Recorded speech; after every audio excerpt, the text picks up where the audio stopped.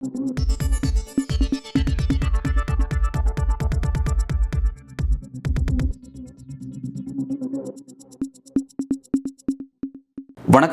இன்றைக்கு நம்முடன் அரசியல் பேசுவதற்காக எஸ்டிபிஐ கட்சியிலிருந்து அஸ்வத் ஷாரிதி அவர்கள் இணைந்திருக்கிறார். சார் வணக்கம். ஒரு முக்கியமான ஒரு பொலிட்டிக்கல் அப்டேட்டு. இன்றைக்கே உங்களுடைய கட்சியினுடைய தமிழ்நாடு தலைவர் முபாரக் அவர்கள் ஸ்டாலின் அவர்களை சந்திச்சிருக்கிறாரு. சந்தித்தது அப்படிங்கிறது வக்ஃபு விஷயத்தில் அவர் கொண்டு வந்த தீர்மானமாக இருக்கட்டும், அல்லது உச்சநீதிமன்றத்தை அதை ஃபைட் பண்ணுறதா இருக்கட்டும், அதுக்காக அப்படின்னு சொல்லியிருக்கிறாரு. பட் அது அதுக்காக தான் பார்க்கணுமா, அல்லது கூட்டணிக்கான சமிக்கையை அதை பார்க்கலாமா? அதுக்காக மட்டும்தான், வேற எதுவும் இல்லை. தமிழ்நாடு சட்டமன்றத்தில் தீர்மானம் நிறைவேற்றுவதா இருக்கலாம், இல்லை உச்சநீதிமன்ற வழக்கு தொடுத்ததா இருக்கலாம், பாராளுமன்றத்தில் வாக்கு செலுத்தினதா இருக்கலாம். அப்போ இந்தியா முழுக்க இது ஒரு பரவலான ஒரு டிபேட்டாக திமுக கொண்டு போயிருக்கிறாங்க. அப்போ இது வரவேற்கக்கூடிய விஷயம் தான். தமிழ்நாடு அரசாக நன்றி தெரிவிக்கிறாங்க. இப்போ பரவலாக அது ஒரு விவாத பொருளாக மாற்றிருக்கிறாங்க. ஆராசா பேசியிருக்கிறார், மற்றவர்கள் எல்லோருமே பேசுகிறாங்க. அப்போ அது முஸ்லீம் சமூகத்திற்கு ஆதரவான ஒரு இடத்திற்காக எஸ்டிபிஐ கட்சி அது நன்றி தெரிவிக்கிறாங்க. அவ்வளோதான். ஓகே. இப்போ பொலிட்டிக்கலாக எஸ்டிபிஐக்கு என்ன வாய்ப்பு இருக்குது அப்படின்னு பேச வேண்டியதாக இருக்குது. ஏன்னா நேற்றைக்கு வரைக்கும் நீங்கள் இங்கே எலெக்ஷன் அப்படின்னு வரும்பொழுது அதிமுகவோட பயணிச்சுட்டு இருந்தீங்க. கடந்த சட்டமன்ற தேர்தல் உங்களோட பயணம் அப்படி தான் இருந்துச்சு. தற்போதைக்கு இருக்கக்கூடிய சூழலுங்கிறது அதிமுக அப்படியே பயணிக்காது. ஏன்னா பாஜகவோட கூட்டணி நகர்வதற்கான வாய்ப்புகள் இருக்குது அப்படிங்கிற மாதிரியான சில விஷயங்கள் வந்துட்டுருக்கு. இப்போ அது உறுதியாகும் பட்சத்தில் உங்களுடைய அடுத்த ஆப்ஷன் என்ன? பாஜக இருக்கிற கூட்டணியில எஸ்டிபிஐ கட்சி இருக்காது. ஆனா அதிமுக பாஜகவோடு தான் கூட்டணியில இருக்குன்னு ஒரு நரேட்டிவ் செட் பண்றது ஆபத்தானது. அதை திமுகவுக்கு ஆதரவான ஊடகங்கள் அந்த நரேட்டிவை திருப்பி செட் பண்ணிக்கிட்டே இருக்கிறாங்க. அதிமுக பிஜேபியோடு வெளிப்படையாக நாங்கள் கூட்டணி அப்படின்னு எங்கேயும் அறிவிக்கல. அப்ப மீண்டும் மீண்டும் அதிமுக பிஜேபியோட தான் இருக்குது, பிஜேபியோட தான் இருக்கிறதுன்னு சொல்றதுக்கான தேவை ஏன் வருது? எடப்பாடி பழனிசாமி சொல்லல. அரசியலில் சில காட்சிகள், சில நிகழ்வுகள் அதை நோக்கி தான் காட்டுது. இப்போ அண்மையில் டெல்லியில் நடந்த சந்திப்பு, அமித்ஷா எடப்பாடி பழனிசாமி சந்திப்பு, அதை ஒட்டி நடந்த பல்வேறு சந்திப்புகள், அதை ஒட்டி வெளியிட்ட சில செய்திகள். அமித்ஷா ட்விட்டரில் ஓப்பனாக போகிறாரு, விரைவில் தமிழ்நாட்டில் என்டிஏ கூட்டணி எல்லாம் ஒன்றிணைஞ்சு பயணிக்க போகிறோம் அப்படிங்கிற செய்தி அவர் மெசேஜாக கொடுக்குறாரு. ஸோ அதை நம்ம எப்படி பார்க்குறது? இல்லை, அமித்ஷா தான் சொல்கிறாரே தவிர அதிமுகவின் பொதுச் செயலாளர் நம்ம எடப்பாடி பழனிசாமி சொல்லல, அமித்ஷா சொல்கிறார். அப்போ அமித்ஷாவுக்கு தான் அது தேவையே தவிர அதிமுகவுக்கு அது தேவையில்லை. அதிமுக எங்கேயுமே நாங்கள் பிஜேபியோடலாம் டெல்லிக்கு போனதுல அமித்ஷாவை சந்திச்சதுல எல்லாரும் சந்திக்கிறாங்க. திமுக கேஎன் நேரு இடி ரைடு வந்ததுக்கப்புறம் கேஎன் நேரு போய் சந்திக்கிறார், செந்தில் பாலாஜி போய் சந்திக்கிறார். எல்லோரும் போய் இன்னைக்கு உள்ள சூழலில் பிஜேபியை சந்திக்கிறாங்க. வெவ்வேறு காரணங்கள். ஒருத்தவங்க நிர்மலா சீதாராமன் சந்திக்கிறாங்க. இதற்கு வெவ்வேறு அரசியல் காரணங்கள் இருக்கு. நம்ம வெளியே ஊடகங்கள் யூகத்தின் அடிப்படையில், இல்லை அனுமானத்தின் அடிப்படையில், இல்லை பொது விவாதங்களை மாற்றுறதுக்கான, அரசியல் விவாதங்களை மாற்றுறதுக்கு பல்வேறு விஷயங்கள் சொல்லலாம். ஆனால் கூட்டணி என்பது அறிவிக்கப்பட்டதுக்கு அப்புறம் தான் நம்மளால அதை உறுதியாக சொல்ல முடியுமே தவிர, கூட்டணி சொல்லாத வெளிப்படையாக அதன் கட்சியின் பொதுச் செயலாளரே சொல்லலை. ஆனால் திருப்பி பிஜேபியோட கூட்டணியில் இருக்கு அதிமுகன்றது தமிழ்நாட்டு நலனுக்கு தமிழ்நாட்டில் அதிமுகவும் திமுகவும் இருப்பதுதான் செக்யூலர் பாலிடிக்ஸ். இப்போ அதிமுகவும் வக்புக்கு எதிராக பாராளுமன்றத்தில் வாக்கு செலுத்தியிருக்கிறாங்க. சட்டமன்ற தீர்மானத்திலும் ஆதரவு தெரிவிச்சிருக்கிறாங்க. எஸ்பி வேலுமணி பேசுறார். அப்போ தமிழ்நாட்டு நலன், முஸ்லீம்களின் நலன், இது எல்லாத்தையும் பார்க்கும்போது அந்த இடத்துல ஒரு பொது கருத்து உருவாகுது. அதில் அதிமுகவும் அந்த இடத்துல இணைகிறாங்க. மும்மொழி கொள்கைக்கு எதிராக அதிமுக இருக்கிறாங்க. இப்போ இது எல்லாத்தையும் நாம் பிஜேபி வந்துரும்ன்ற மாதிரி அதிமுக பிஜேபியோட போயிடும். நேற்று மோடி வந்தார், பிரதமர் மோடி, எடப்பாடி போய் சந்திப்பார் இப்படிலாம் ஒரு 4 நாளைக்கு முன்னாடி நியூஸ் வந்துச்சு. எடப்பாடி ஒன்றும் சந்திக்கல. இன்னைக்கு நாம் பேசுற வரைக்கும் அமித்ஷாவை சந்திப்பார்ன்றாங்க. இப்போ இன்னைக்கு வரைக்கும், இப்போது வரைக்கும் எந்த விவாதமும் இல்லை. அமித்ஷா தான் ட்வீட் போடுறாரு. அமித்ஷாவுக்கு அதிமுக தேவை, அதிமுகவுக்கு பிஜேபி தேவையில்லை. நமக்கு சொல்ல முடியும், பாமகவும் அதிமுகவோட கூட்டணிக்கு வரணும் தான் நாம சொல்றோம். பிஜேபி தனித்து விடப்பட வேண்டியது, பிஜேபியை எல்லோருமே புறக்கணிக்க வேண்டிய ஒரு கட்சி. அப்போது பாமகவும் அதிமுகவோட கூட்டணிக்கு வரணும். பாமக என்டிஏ கூட்டணியில் இருக்கக்கூடாது தமிழ்நாட்டில். ஏன்னா இங்க தமிழ்நாட்டு சட்டமன்றத்துல பாமகவும் வக்பு திருத்த சட்டத்துக்கு எதிராக வாக்கு செலுத்தி இருக்கிறாங்க. அவங்க கலந்துக்காம போயிட்டாங்க. கலந்துக்காம போறது பார்லிமெண்ட்ல அன்புமணி கலந்துக்காம போறாரு. தமிழ்நாடு சட்டமன்றத்துல அங்கேயே ஒரு வாய்ப்பு கிடைக்கல, அங்க ஒரு வாய்ப்பு கிடைச்சு அங்கேயே அவர் ரியாக்ட் பண்ணல. இங்க செஞ்சதுக்காக அதை கொண்டாடணுமான்னு கேட்கிறேன். இல்ல, கொண்டாடக்கூடாதுன்றதுலாம் சொல்ல. அப்ப பாமகவின் மீது நமக்கு அரசியல் மாற்றுக்கிறதுக்கு பல இருக்குது. பாமக என்டிஏ கூட்டணியில் இருக்கிறாங்க, கொள்கை ரீதியாக வேறாக இருக்கிறாங்க, அதெல்லாம் சரி. ஆனா தமிழ்நாட்டில் பாஜக பலவீனமாகணும், பாஜக பலவீனப்பட்டு தனித்து விடப்பட வேணும். அப்போ அதிமுகவோடு பாமக வரணும். பாமக மீது 1000 விமர்சனம் இருக்கலாம். வக்புக்காக பார்லிமெண்ட்ல அன்புமணி இல்லை, அந்த ஒரே காரணத்திற்காக நாம் வந்து பாமகவையும் அப்படியே விட்டுடலாம் அப்படின்னு விட்டா இப்போ யார் இங்கே வந்து வெற்றி பெறுவா? அப்போது வந்து பிஜேபி இங்கே தனித்து விடப்படணும். அப்போ தனித்து விடப்படுறதுக்கான எல்லா வாய்ப்புகளையும் நாம் உருவாக்க வேண்டியது இருக்கு. ஆனால் இங்கே என்ன நடக்குதுன்னா, திமுக ஆதரவு தரப்பான ஊடகங்களோ அவர்கள் என்ன உருவாக்குறாங்கன்னா, முஸ்லீம்களோட ஓட்டு இலவசமா அந்த பக்கம் எந்த டிமாண்டுமே இல்லாமல் திமுக பக்கம் வரணுன்றதுக்காக அதிமுக பிஜேபியோட இருக்கு. ஏன் இருக்கணும் முதல்ல? ஓகே, அந்த மாதிரியான நேரட்டிவ் செட் பண்ணாங்கன்னா நீங்கள் அதை விமர்சிக்கலாம், அதில் மாற்று கருத்து இல்லை. இப்போ நம்மளோட விஷயம் நாம் என்ன கேட்குறோம் இந்த விஷயத்தில் அப்படின்னா, நீங்கள் நீண்ட காலமாக வந்து அதாவது இஸ்லாமியர்களுக்கு ஒரு பாதுகாப்பான ஒரு அரண் திமுக கூட்டணி அப்படின்னு சொல்லி ஒரு தோட்டம் இருந்தாலும் அதில் அந்த மாதிரி நடவடிக்கை அவங்ககிட்ட அந்த மாதிரி தான் இருக்குது. பல விஷயத்தில் அந்த மாதிரி நடவடிக்கை இருக்குது. அப்படி இருந்தாலும் எஸ்டிபி நீங்கள் அவங்கள நோக்கி போகாமல் அதிமுகவோட தான் நீங்கள் இருந்தீங்க. அதுதான் உங்களுக்கு ஒரு சேஃப்ன்ற மாதிரி நீங்கள் ஃபீல் பண்ணிட்டு இருக்கீங்க. அதனால தான் நான் இந்த கேள்வி உங்களை நான் கேட்குறேன். ஏன்னா இப்போ இருக்கக்கூடிய களம் பார்த்தீங்கன்னா வந்து அதை நோக்கி போகிற மாதிரியான வெளிப்படையான டிபேட் நடந்துட்டு இருக்கு. சமீப நாட்களில் நீங்களும் பார்த்துருப்பீங்க. இது யாருமே இன்ட்ரெஸ்ட்டில் கேட்கல. பர்சனலாக வந்து நமக்கு கேட்குறவங்களுக்கு யாருக்கும் அந்த மாதிரி நேரட்டிவ் செட் பண்ணுற இன்ட்ரெஸ்ட் கிடையாது. காட்சிகளும் அரசியலில் நடக்கூடிய சில நிகழ்வுகளும் வந்து அதை நோக்கி தான் போயிட்டு இருக்கு. அதனால தான் அந்த கேள்வி கேட்குறாங்க. அப்படி இருக்கும்போது நாளைக்கு சப்போஸ் இப்போ நடக்கல, நாளைக்கு அஃபிஷியலாக நடக்குதுன்னு வைங்களேன், நடக்கும் பட்சத்தில் எப்படி எஸ்டிபியோட அடுத்த கட்ட நகர்? எஸ்டிபி கட்சி வந்து அதிமுக வந்து பிஜேபியோட கூட்டணியில் இருந்தால், ஒரு கூட்டணியில் பிஜேபி இருந்தால் எஸ்டிபி கட்சி அந்த இடத்துல இருக்காது. ஆனால் பிஜேபியை தனித்து விடக்கூடிய அரசியலை தமிழ்நாட்டிலும் செய்யும். இந்தியா முழுக்க பிஜேபி ஒரு செக்யூலர் பார்ட்டிஸோட அலைன் ஆகாம செக்யூலர் பார்ட்டிஸோட கூட்டு வைத்து கொண்டு இப்போ அதிமுகவோட ஒரு வேலை கூட்டு வைத்தால் இல்லை வச்சிருந்தால் அதிமுக இல்லாம போகும். வடமா பீகார்ல என்ன நடக்குது, நிதிஷ்குமாருக்கு என்ன நடந்துச்சு, சந்திரபாபுவுக்கு என்ன நடக்குது, இது எல்லாம் நமக்கு தெரிஞ்சுக்கிட்டு தான் இருக்கு. பொது பிஜேபி இங்க பலவீனப்பட வேண்டும். அப்போ அதிமுக செக்யூலர் பார்ட்டி, அதிமுக ஏதோ ரொம்ப அண்டர் எஸ்டிமேட் பண்ணிட்டு இருக்காங்க. அதிமுக வந்து ஏதோ ஒரு மதவாத கட்சி. அதிமுக எங்கேயும் மத வெறுப்பெல்லாம் கிடையாது இது வரைக்கும்.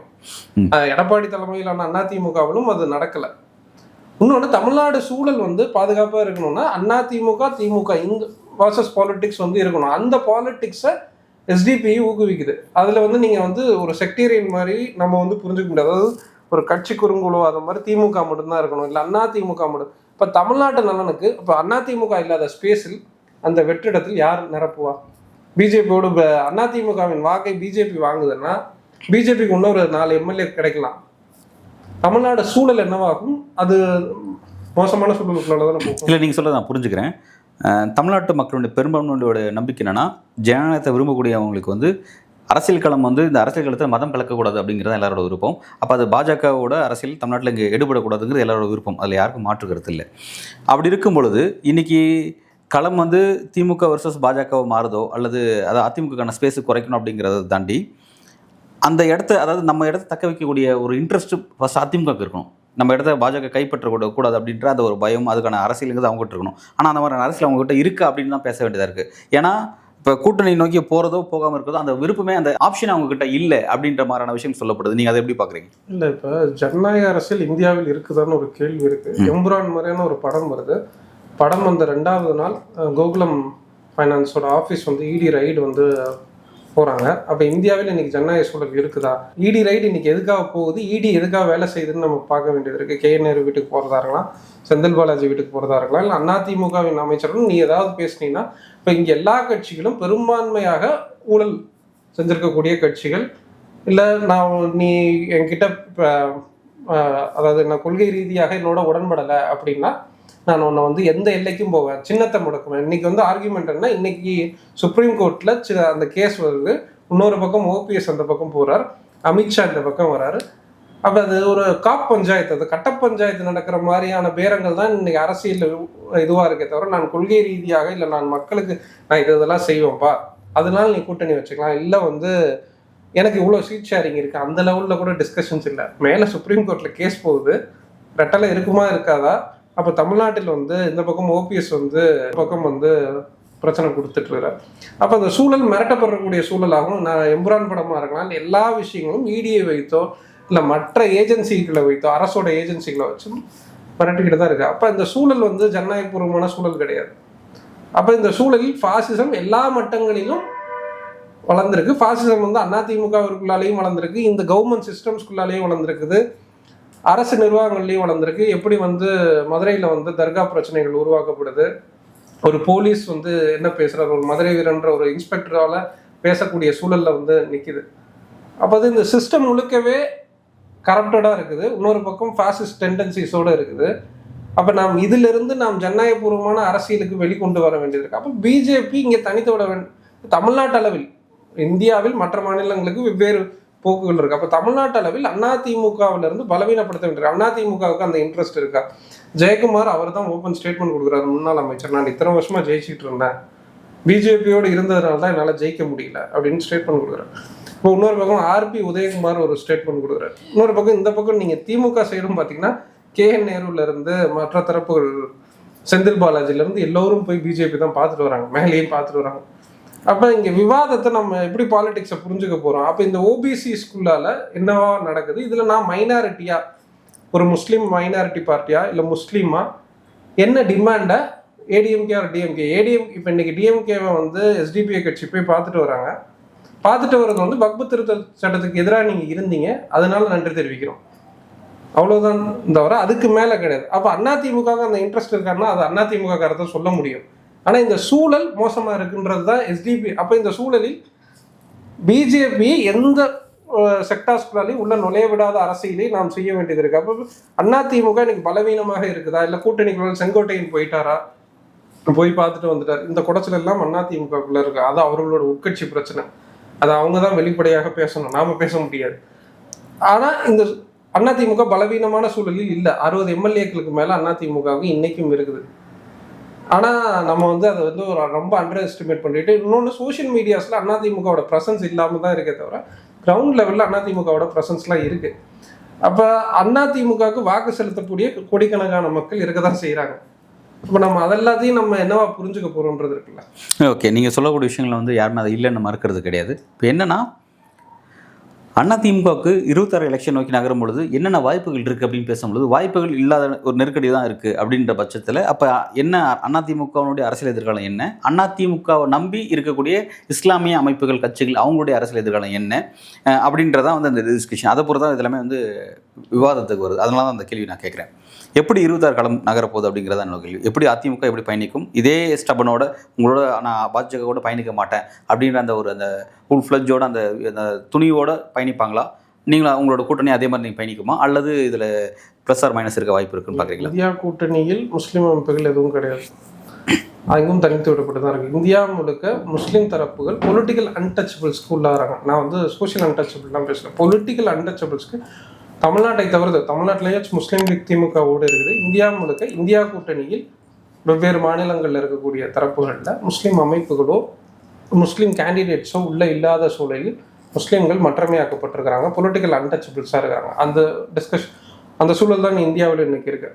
அதிமுகவில் இப்போது நீங்கள் அதிமுகவோட எதிர்காலம் கேட்குறீங்க, அதை எடப்பாடி பழனிசாமி தான் முடிவெடுக்க வேண்டியது இருக்கா? அவர் ஒருவேளை பிஜேபியோட அதிமுக போகணும்னா அதோடு அவங்களே அவங்களுக்கு கீழே குழி தோண்டிக்கிறாங்கன்னு சொல்ல முடியும்.